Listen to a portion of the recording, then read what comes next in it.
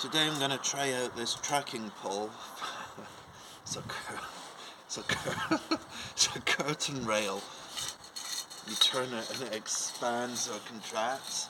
It's quite a coarse thread on it. So it's to make the one-handed, doing a tape measure idea, where you would be on the inside of the tyre and check it between here and the other side, and there and the other side, but on the inside of the wheels.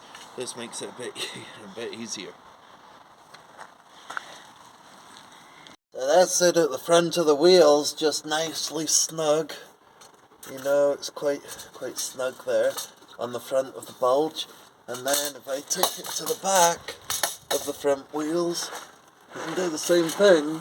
I miss the tyre. So I can actually slide it back in two quite a bit there, you see? Like that.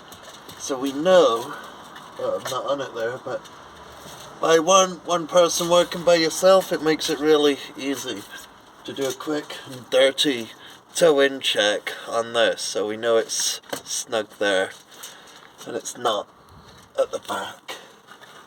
It's got that little bit of play. Hopefully it's helpful to somebody. I thought I would share it with you. Thanks for watching.